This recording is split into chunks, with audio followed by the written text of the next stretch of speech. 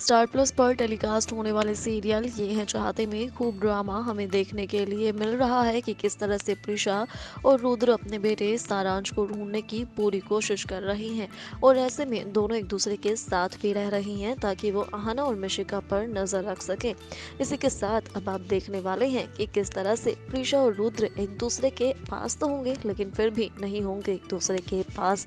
Well यहाँ पर अब देविका करेगी कोशिश कि उसे रुद्र से जाकर उसके होटल मिलना होगा, लेकिन रात को उसकी गाड़ी खराब हो जाएगी। अरमान आएगा और देविका को अपने साथ लेकर चला जाएगा कि वो सुबह जाकर मिल ले।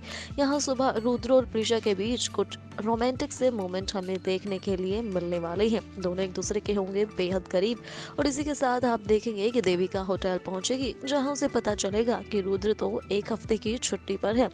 यहाँ आप देखने वाले हैं कि देविका रुद्र को फोन करेगी लेकिन रुद्र गुस्से में फोन काट देगा। देविका इससे बहुत ही ज्यादा परेशान होगी।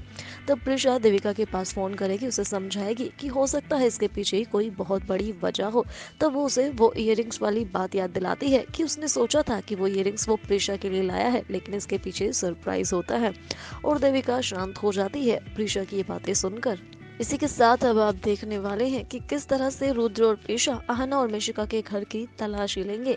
जी हाँ, वो दोनों किसी तरह से उनके घर में जाएंगे जहाँ पर उन्हें सारांश तो नहीं मिलेगा लेकिन एक कमरे में उन्हें बच्चों का सामान मिलेगा, टॉयज होंगे, पेंटिंग कलर होंगे और आसपास रखी चीजें देखकर वो समझ जाएंगे कि ये किसी बच्चे का कमरा है। लेकिन वो बच्चा आखिरकार है कौन ये अभी तक नहीं जान पाए हैं वो दोनों ही। इसी के साथ आप देखने वाले हैं कि प्रीशा अब रुद्र और देविका के लिए एक डेट प्लान करने वाली है।